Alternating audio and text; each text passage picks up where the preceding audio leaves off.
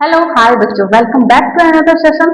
आज हम स्टार्ट करने वाले हैं क्लास 10th का चैप्टर त्रिकोणमिति ट्रिग्नोमेट्री। ये चैप्टर आपके लिए बहुत इंपॉर्टेंट होने वाला है क्योंकि आपको इसमें क्लास 11th में भी इससे पढ़ना है और क्लास 12th में भी आपको इसे पढ़ना है और आगे भी आप इसको पढ़ेंगे। तो सबसे पहले हम त्रिकोणमिति स्टार्ट करने से पहले एक चीज समझेंगे। एक ट्रायंगल, एक राइट एंगल ट्रायंगल, एक समकोण त्रिभुज की अवधारणा को समझते हैं हम कि ऐसे बनता है हमारा समकोण त्रिभुज जहां पे ये होता है 90 डिग्री। ठीक, यहां से अगर हम ए बी सी इस त्रिभुज का नाम हम रखते हैं ए बी सी, त्रिभुज ए बी सी।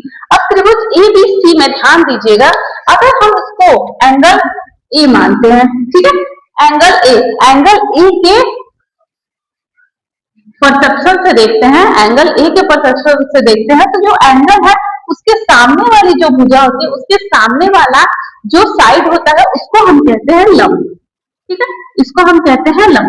और ये जो नीचे वाली ऐसे लाइन होती है, वर्टिकल लाइन, उसको हम क्या कहते हैं? उसको हम बोलते हैं आधार।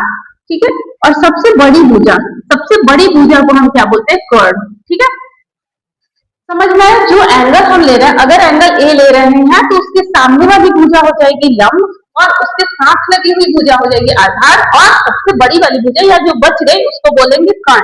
ये तो बात हुई एबीसी की। अगर हम फिर से वही त्रिभुज लेते हैं, चलिए यहीं पे हम एबीसी अगेन लेते हैं और अगेन यहाँ पे क्या है? 90 डिग्री। ठीक, लेकिन अब हम बात करें अगर एंगल सी की, कोण सी की बात करें तो हमेशा समझिएगा कि सबसे पहले जिस कोण की बात करेगा आपको, उस कोण के सामने वाली भुजा होती है लंब। मतलब एंगल ए की बात की, कोण ए की बात की तो उसके सामने वाली भुजा हो गई लंब, यानी बीसी हो गई लंब। लेकिन जब आपको कोण सी का बात कर रहा है तो उसके सामने वाली भुजा यानी ए बी, ये हो जाएगी आपकी लंब, और इसके साथ की लगी भुजा को हम आधार कह रहे थे, तो अब सी के साथ वाली लगी भुजा को हम आधार बोलेंगे, और जो बड़ी वाली भुजा या जो भुजा बच गई उसको हम बोलेंगे कर्ण। यहाँ तक बात क्लियर है? कर्ण, लंब, आधार में आपको कोई प्रॉब्लम नहीं होगी। जो एंगल आपको समझना है, जो एंगल आप ले रहे हैं उसके सामने वाली भुजा लंब, उसके साथ लगी भुजा आधार, और जो बच गई है जो सबसे बड़ी भुजा वो कर्ण। अब यहाँ से हम एक चीज देखेंगे, यहाँ पे बहुत इंपॉर्टेंट चीज आता है पाइथागोरस थ्योरम, या हम जिसको बोलते हैं पाइथागोरस प्रमेय। ठीक है, तो पाइथागोरस प्रमेय क्या होता है? आपको याद रखना होगा क्या होता है कि कर्ण का स्क्वायर इज इक्वल टू लंब का स्क्वायर प्लस आधार का स्क्वायर। ठीक है, यहाँ पे ये चीज क्लियर है कि वैसे भी हमें पता है कि क्या कौन सबसे बड़ी भुजा होती है, तो जो सबसे बड़ी भुजा का हम स्क्वायर करेंगे वो किसके योग के बराबर होगा, किसके सम के बराबर होगा? तो जो लंब है और जो आधार है, लंब का अलग से स्क्वायर और आधार का अलग से स्क्वायर, उसको जोड़ेंगे। ये नहीं कि आप ऐसे बोलो कि लंब प्लस आधार का होल स्क्वायर। ठीक है, ये गलत हो जाएगी, ये चीज आपकी रॉन्ग हो जाएगी। ये आपका सही होगा कि लंब का स्क्वायर प्लस आधार का स्क्वायर, ये हमारा आता है पाइथागोरस थ्योरम। अब अगर हम यहाँ से एक क्वेश्चन देखने की कोशिश करते हैं तो ध्यान दीजिएगा, अगर आपको बोले ये एक समकोण त्रिभुज एबीसी है, ओके, एबीसी, यहाँ से कोण ए को हम लेते हैं और हम बोलते हैं कि लंब है हमारा 3, ठीक, और आधार है 4, तो यहाँ से आप निकालिए कोण। तो हम यहाँ से इस फॉर्मूले को यूज करके बिल्कुल निकाल सकते हैं। हमें क्या निकालना? हमें कोण निकालना, यानी हमें एसी निकालना। तो एसी का स्क्वायर इज इक्वल टू लंब का स्क्वायर मतलब 3 का स्क्वायर प्लस आधार का स्क्वायर मतलब 4 का स्क्वायर, तो 4 का स्क्वायर। अब ये क्या हुआ? 3 3 9 प्लस 4 4 16, ये क्या हुआ? 25 हुआ एसी स्क्वायर। तो एसी क्या होगा? एसी होगा रूट में 25, और एसी की एग्जैक्ट वैल्यू क्या आएगी? 5। एसी की वैल्यू आ गई 5। ठीक है, ये बात ही कर्ण निकालना था, तो हमने लंब और आधार, लंब का स्क्वायर प्लस आधार का स्क्वायर किया तो कर्ण आ गया। बट अगर मान लीजिए आपको कर्ण दिया, आधार दिया, हमें निकालना है लंब, तो हम क्या करेंगे? अगर हमें कर्ण और आधार दे रखा है और हमें निकालना होगा लंब, तो हम क्या करेंगे? तो यहाँ से देखिए, हमें पता है कि कर्ण का स्क्वायर मतलब एसी का square is equal to AB square plus BC square. Clear? यहाँ तक क्लियर है? अब ध्यान देने वाली बात क्या है कि AC हमें पता है कि AC क्या है? 5 का स्क्वायर है। ठीक है, लिखते जाइए, जो जो आपको पता है वो लिखते जाइए। AB पता है क्या है? 4, तो 4 का स्क्वायर, और BC हमें नहीं पता है तो BC स्क्वायर हमने लिख दिया। क्लियर? 5 का स्क्वायर किया तो क्या? 25, और 4 का स्क्वायर किया तो 16 प्लस BC स्क्वायर। अब अगर हम यहाँ से देखें तो इसको हम इधर भेज सकते हैं, बिल्कुल भेज सकते हैं। तो 25 minus 16 is equal to BC square, और ये जब माइनस करेंगे तो आएगा 9 is equal to BC square, और BC is equal to root में 9 या फिर 3। यहाँ से हमें मिल गया लंब। यहाँ तक बात क्लियर है? पाइथागोरस प्रमेय का यूज कैसे करना, हमें यहाँ तक बात आपको क्लियर है? अब हम चलते हैं कहाँ? अब हम चलते हैं मेन अपने त्रिकोणमितीय फंक्शंस पे थोड़े। अब हम आगे चलते हैं कुछ ट्रिग्नोमेट्रिक फंक्शंस की तरफ, ठीक है? तो सबसे पहले हम क्या पढ़ते हैं? सबसे पहले मैं उनका इंग्लिश नाम और हिंदी नाम लिख देती हूँ, और मैं आपको बताऊंगी कि कौन सा मैक्सिमम आपको पूछा जाता है। तो सबसे पहले आता है साइन, जिसको बोलते हैं साइन, बट लिखते हैं क्या? साइन, ऐसे, ठीक। सेकंड होता है कोसाइन, जिसको लिखते हैं हम कॉस। थर्ड होता है टेंजेंट, टेंजेंट, जिसको हम लिखते हैं क्या? टेन। फोर्थ होता है कोटेंजेंट, जिसको हम लिखते हैं क्या? कॉट। अगला होता है सेकेंट, जिसको हम लिखते हैं क्या? सेक, मतलब पढ़ते भी हैं, ठीक। कोसेकेंट, जिसको हम कोसेक पढ़ते हैं, मतलब शॉर्ट फॉर्म, यही पढ़ते हैं यही लिखते हैं। अब मैं आपको हिंदी नाम बताऊं तो साइन को बोलते हैं क्या? जिया। कॉस को कोजिया, टेन को स्पर्श जिया, ठीक है। कॉट को कोट स्पर्श जिया, ठीक। सेक को छेदज्या, और कोसेक को व्युत्क्रम जिया, व्युत्क्रम जिया। वैसे तो आपको इंग्लिश में यही सब नाम देखने को मिलेंगे, sign, cos, tan, cot, sec, cosec, ठीक है। और इससे ही आपको क्वेश्चन आएंगे, ऐसे ही लिख के आएंगे, ऐसे ही आप निकालोगे। बट हिंदी में कहीं कहीं क्या कर देता है, हिंदी में जब हिंदी मीडियम वाले बच्चों के लिए जया बोल देगा, कोजिया बोल देगा, स्पर्शिया बोल देगा, मैक्सिमम यही तक जाता है। ये 3 नाम का हिंदी में यूज नहीं करते हैं लोग, या फिर हिंदी में आपके क्वेश्चन पेपर में ये 3 नाम नहीं आते हैं, बट आप जानकारी के लिए इसको याद रखिएगा। और आपको sign, cos, tan, cot, sec, cosec ये सब निकालने की बात की जाएगी। अब हमको ये देखना होगा कि हम साइन, कॉस, टेन, कॉट इन सबों को कैसे निकालें। तो सबसे पहले हम अपना जो हम त्रिभुज लेके चल रहे थे, जो हम समकोण त्रिभुज लेके चल रहे थे, उसी में लंब, आधार और कर्ण का ही इस्तेमाल करके ये सारी निकलती है। मैं अभी आपको एक के बाद एक इसको कराती हूँ। सबसे पहले हमको समझना होगा कि साइन को, कोसाइन, कॉस, टेन इन सबों को हम लिखेंगे कैसे, जब हम समकोण त्रिभुज की बात करेंगे तब। चलिए ध्यान दीजिए, अब बात करते हैं हम अपने फिर से समकोण त्रिभुज के बारे में। ये हम एक त्रिभुज ले रहे थे, ठीक है, यहाँ पे ये ए बी सी, ये एंगल 90 डिग्री। और इस कोण की जब बात करेंगे तो ये होता था लंब, ये होता था आधार, और ये होता था क्या? कर्ण, ठीक है। यहाँ तक बात क्लियर है। अब हम एक ट्रिक समझेंगे, क्या है ट्रिक? तो हमारा ट्रिक है क्या? लाल बटे कक्का, ठीक है, लाल बटे कक्का। इसका मतलब क्या है? ल से लंब, क से कर्ण, और से आधार। मीन जब आप बात करोगे साइन की, ठीक है, साइन, कॉस, टेन, यही 3 आप याद रखिए, साइन, कॉस एंड टेन, ठीक है। जब आप बात करोगे साइन की, तो साइन वाला वैल्यू होगा लंब बटा कर्ण, ठीक है। मीन अगर आपको मान लीजिए लंब दे रखा है 4 और आधार दे रखा है 3, तो हम वहां से कर्ण क्या निकाल रहे थे? कर्ण हम निकाल रहे थे 5, जो अभी हमने पिछले बार में निकाला है। अब अगर आपको बोले कि साइन ए की आप वैल्यू लिखिए, साइन ए की वैल्यू, तो हमें पता है क्या होती है? लंब बटा कर्ण, वहां से हमने देखा लाल बटा कक्का से। और लंब क्या है? लंब है BC, और कर्ण क्या है? कर्ण है AC। मीन BC क्या है? 4, और कर्ण क्या है? 5। तो यानी साइन ए की वैल्यू आ गई क्या? 4/5। अब नेक्स्ट बात करेंगे कॉस की, तो कॉस होता है आधार बटा कर्ण। यानी जब आपसे बात करें कि आप कॉस ए की वैल्यू लिखो, तो हमें पता है क्या होता है कि आधार बटा कर्ण, ठीक है। तो यहाँ से आधार हमारे पास क्या है? AB है, कर्ण क्या है? AC है। तो आधार क्या हो गया? 3, और कर्ण 5। यहाँ से हमने कॉस लिख लिया, ठीक है। अब अगर बात करें tan की, तो tan हो गया लंब बटा आधार। अब हम tan A की वैल्यू अगर फाइंड करनी हो, तो हम क्या लिखेंगे? लंब बटा आधार, ठीक है। यहाँ पे क्लियर है? तो इसको हम क्या लिख सकते हैं, लंब हमारे पास क्या है, लंब है BC और आधार क्या है, आधार है AB।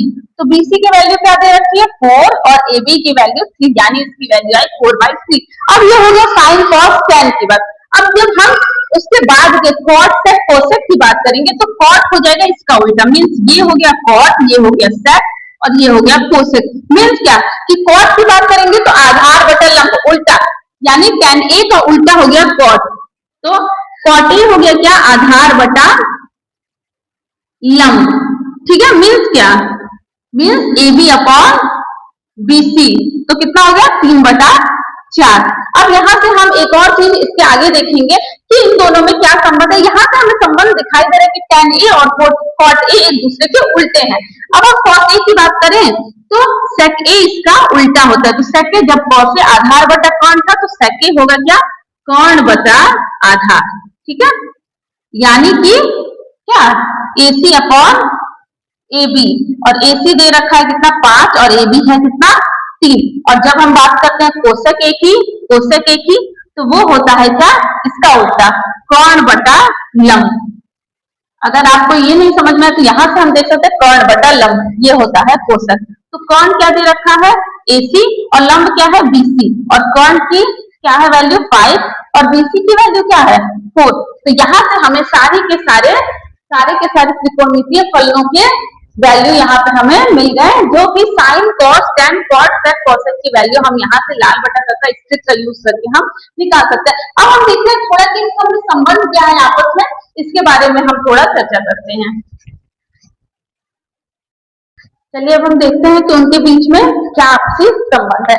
तो हम क्या कर सकते हैं, साइन A की बात की जाए या साइन थीटा की बात की जाए, A की जगह आपको कभी कभी थीटा भी दे सकता है कि आप साइन थीटा की वैल्यू ज्ञात करिए, मतलब ये हो गया थीटा, इसकी वैल्यू आप निकालिए। तो साइन A की वैल्यू हो जाएगी 1 अपॉन कोसेक A।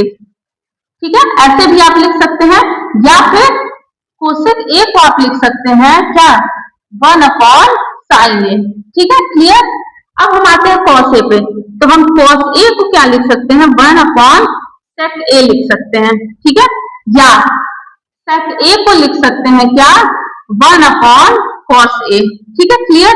अब हम आते हैं किस पे, tan पे, तो हम tan A को क्या लिख सकते हैं 1 अपॉन cot A, या cot A को लिख सकते हैं क्या 1 अपॉन tan A।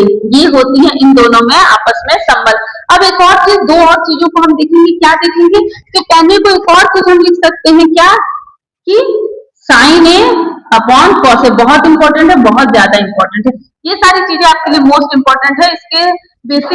इसके बेसिस पे हम आगे अपने वैल्यूज भी निकालना सीखेंगे कि sin cos tan cot cosec sec का वैल्यू हम कैसे फाइंड करते हैं। बस आपको मैं एक वैल्यू याद कराऊंगी और उसके बाद आप सारे वैल्यूज खुद ब खुद निकाल लोगे। अब हम बात करते हैं कॉट ए की, तो कॉट ए होता है क्या cos A upon sine A। हम इसको ऐसे लिखते हैं। ये सारे आपको याद रखना, ये सारे आपस में संबंध, इन सबों के बीच की रिलेशन आपको याद रखना बहुत ज्यादा जरूरी है। अब हम आगे बढ़ते हैं कि हम कैसे वैल्यूज को लिखेंगे, sin cos tan cot cosec sec के वैल्यूज को हम कैसे लिखेंगे। बस एक वैल्यू याद रखने के बाद सारे वैल्यूज को हम लिखना जान जाएंगे।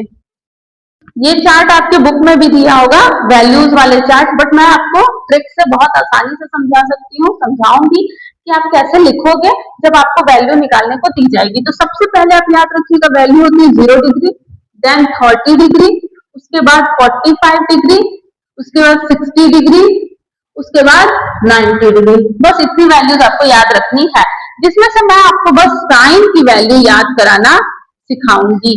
ठीक है, साइन की वैल्यू याद कराना सिखाऊंगी।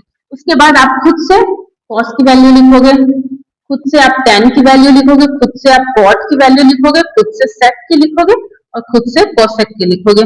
देखिए कितना इजी है, बस एक वैल्यू याद रखने को इतने सारे वैल्यूज हम लिख सकते हैं। तो सबसे पहले साइन की बात करें तो साइन 0 की वैल्यू होती है 0, साइन 30 की होती है 1/2, साइन 45 की होती है 1/√2 और साइन 60 की होती है √3/2 और साइन 90 की वैल्यू होती है 1।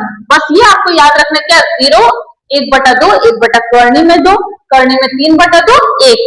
ठीक है, फिर जब हम बात करते हैं कॉस की तो ये सारी वैल्यूज उल्टा चलने लगती है, यानी जब 1 उधर लास्ट में था तो 1 आ गया पहले √3/2 60 का था, तो यहाँ पे आ गया √3/2। 1/√2 बीच में है तो बीच ही में, फिर ये वाला आ गया यहाँ 1/2 और ये 0 आ गया यहाँ। बस साइन कॉस की वैल्यू हमने लिख ली। और अभी हमने पढ़ा था क्या एक रिलेशन कि tan A is equal to क्या होता है sin A upon cos A। ठीक है, मीन्स जब हम tan 0 की वैल्यू लिखना चाहेंगे तो sin और cos का अपॉन कर लेंगे तो हम 0 की वैल्यू लिख लेंगे। तो 0 की वैल्यू लिखने के लिए क्या 0 अपॉन 1 मीन्स क्या 0, तो इसकी वैल्यू हो गई 0। अब इन दोनों का अपॉन करिए तो 1/2 अपॉन √3/2, 2 से 2 कट गया, क्या बचा बच्चों 1/√3 मीन्स इसकी वैल्यू क्या आ गई 1/√3। देखिए कितना इजी है। अब 45 पे आते हैं तो 45 देखिए 1/√2 अपॉन 1/√2 कट गया, क्या है 1 बचा मीन्स इसकी वैल्यू हो गई 1। अब यहाँ पे आते हैं तो क्या है √3/2 अपॉन 1/2। देखिए इन दोनों को बस अपॉन कर देना, 2 से 2 कट जाएगा, क्या बचा √3 बचा, यहाँ पे हमने लिख दिया था √3। और जब 90 पे आते हैं तो क्या 1/0, और जब किसी के भी संख्या के नीचे 0 होता है तो उसकी वैल्यू क्या हो जाती है इनफाइनाइट, तो ये हो गया इनफाइनाइट। अब फिर जब हमने 10 लिख दिया तो कॉट क्या होगा उल्टा चलते आएगा, मीन्स यहाँ पे हो जाएगा इनफाइनाइट, ये हो गया √3 और ये 1 बीच में और ये वाला इधर गया कितना 1/√3 और ये 0 यहाँ आया जैसे। अब बात करते हैं सेट की। तो सेट का अभी हमने एक रिलेशन पढ़ा था क्या कि सेट को हम 1/cos लिख सकते हैं, ना। अभी हमने रिलेशन पढ़ा था क्या बच्चों की सेट को हम 1/cos लिख सकते हैं, थोड़ी देर पहले हमने पढ़ा है। तो उसी से हम अपना वैल्यू निकाल सकते हैं। कैसे सेट 0 की वैल्यू अगर हमको लिखनी है तो क्या लिखेंगे 1/sin0, है ना, क्लियर है, यानी 1/0। तो 1/0 की वैल्यू क्या हो गई इनफाइनाइट, तो यहाँ हम लिख सकते हैं इनफाइनाइट। अब फिर नहीं साइन नहीं ना, सेट होता है 1/cos, क्लियर। हाँ, तो सेट होगा 1/cos, तो यहाँ पे हम cos 0 की वैल्यू लिखेंगे और cos में क्या है 1 है, तो 1/1 की वैल्यू क्या है 1, तो ये हो गया 1। फिर इस पे आते हैं तो ये 1/√3/2 और आपको पता है ये 2 जाएगा ऊपर और ये हो जाएगा, मतलब जिसको नहीं पता मैं बता दूं कि 1/√3/2 क्या हो सकता है कि 1 क्लियर अकेले था तो 1/1 और ये चला जाता है ऊपर और ये आ जाता है नीचे, तो इसकी वैल्यू हो जाती है 2/√3। तो यहाँ पे आ गया 1 और यहाँ पे आ गया 2/√3। अगेन कॉस में 1/1/√2, अब ये √2 चला गया ऊपर तो यहाँ पे बचा √2/1, तो हम बस √2 लिखेंगे। अब फिर 1/1/2, ये 2 चला गया ऊपर तो इसकी वैल्यू केवल 2 आ गई और ये 1/0 जिसकी वैल्यू हो गई इनफाइनाइट। बस क्लियर है। अब यहाँ से आप कॉसेक भी लिख सकते हो, कैसे 1/sin करके, बट उतना मेहनत करने से बढ़िया है क्या ये भी आ जाता है उल्टा चल के, मीन्स इनफाइनाइट इधर था तो इधर, 2 उधर था तो इधर, √2 बीच में था तो बीच में और ये यहाँ था तो यहाँ और 1 वहां था तो यहाँ। देखिए ये कितना आसान था आपको चार्ट बनाना। बस अब साइन की वैल्यू याद रखिए, साइन का उल्टा करिए कॉस हो जाएगा, sin/cos करिए tan की वैल्यू हो जाएगी, tan को उल्टा लिखिए cos हो जाएगा, 1/cos करिए sec की वैल्यू मिल जाएगी, sec को उल्टा करिए तो क्या मिल जाएगा आपको, sec को उल्टा करने के बाद आपको cosec मिल जाएगा। √3 किसके साथ था, ये ध्यान रखिएगा ऐसे। बहुत इजीली हमने सीखा चार्ट बनाने को, इतना आपको रटने की जरूरत नहीं है। अब बस क्या करोगे, अब बस एक वैल्यू याद रखोगे तो आप क्या कर सकते हो, आप सारी की सारे वैल्यूज लिख सकते हो बहुत इजी तरीके से। आई होप कि आपको ये सेशन बहुत पसंद आया होगा, पसंद आया होगा तो आप अपने दोस्तों में जरूर शेयर करिएगा। आज का सेशन यहीं पे कंप्लीट करते हैं। नेक्स्ट सेशन में हम क्या करेंगे, अपना एक्सरसाइज, पहला एक्सरसाइज को कंप्लीट करेंगे, उसको थोड़ा बहुत समझने की कोशिश करेंगे। तब तक आप ऐसे ही अपनी पढ़ाई करते रहिए। Thank you so much.